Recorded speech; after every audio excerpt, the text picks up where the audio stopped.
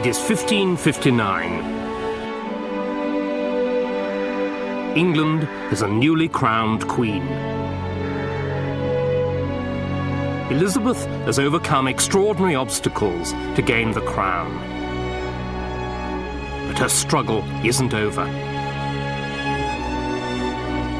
There's one thing about her that will lead to scandal,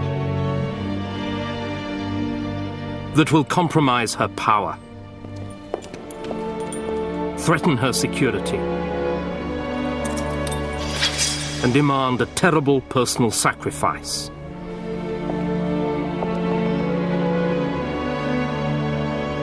She is a woman.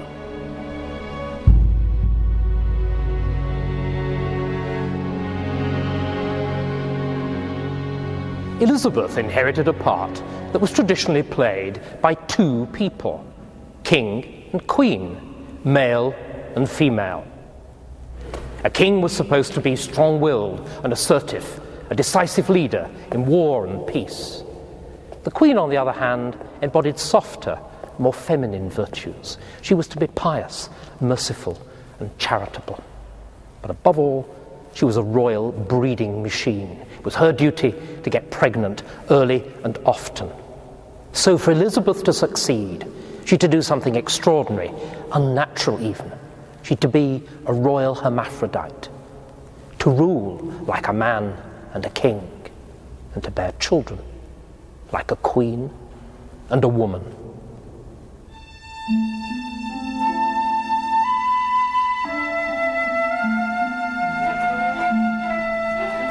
Elizabeth would have to fight to survive, and in a man's world, she would need men to help her do it.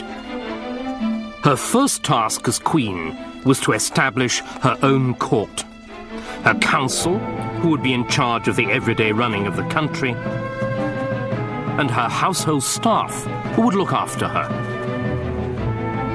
The old regime was Catholic. The new was largely Protestant, though a few favoured Catholics survived.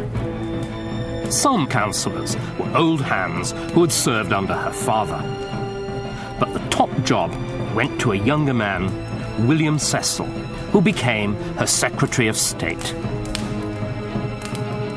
He was 38, serious, brilliant, with an instinctive grasp of politics and a fierce loyalty to the Queen.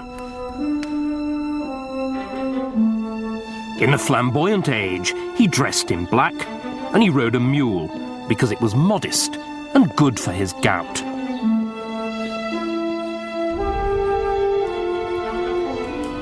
There were also surprises in the new household. As master of the horse, the man responsible for the Queen's safety, Elizabeth appointed the son of a traitor duke.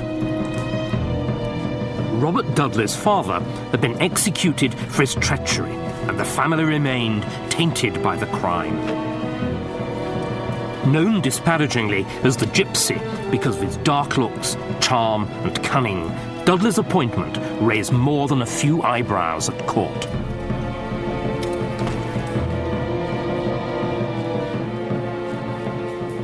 Elizabeth and Dudley were the same age, and they'd known each other in childhood.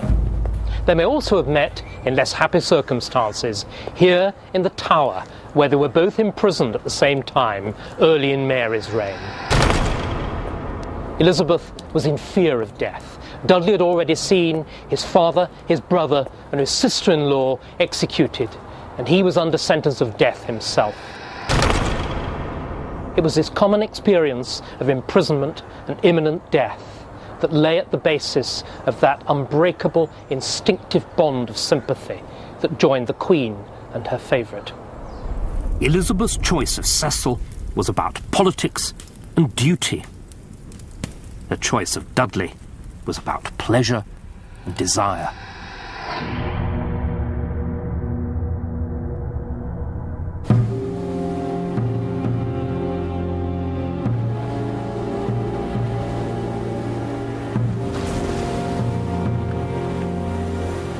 Elizabeth had inherited from her sister Mary a nation that was bankrupt, militarily weak, and hemmed in by enemies.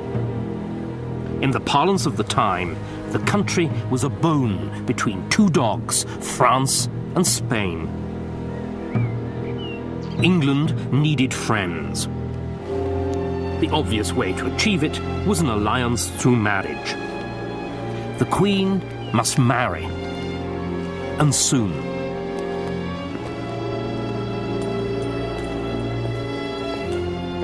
Parliament petitioned the Queen, asking her to pledge herself to a suitable international marriage.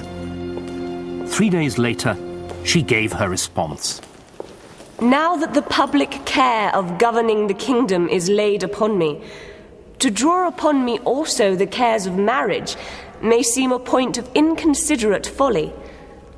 Yea, to satisfy you, I have already joined myself in marriage to an husband, namely the kingdom of England. And for me it shall be a full satisfaction, if, when I shall let my last breath, it may be engraven upon my marble tomb, "Here lieth Elizabeth, which reigned a virgin and died a virgin."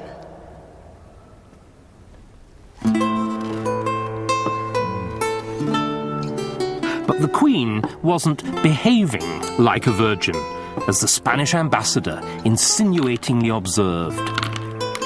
During the last few days, Lord Robert has come so much into favour that he does whatever he likes with affairs.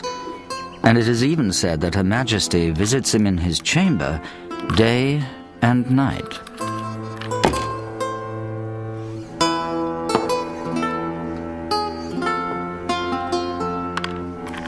By the end of April, the ambassador reported that the Queen was in love with Robert and wouldn't let him leave her side. But the Queen's closeness to Dudley disturbed her courtiers. As a colleague, they could put up with him. As a potential king, he was intolerable. I think that William was very worried about Dudley indeed. He saw him as a huge threat, both to national prosperity, if he married the Queen, and also to his own position at court. I think he was the one man that really he was fussed about. And also, I suspect there was a certain amount of jealousy. I mean, he adored the Queen, and there was this guy he considered to be rather lightweight coming between him and her, and he certainly did not want him to get married to her.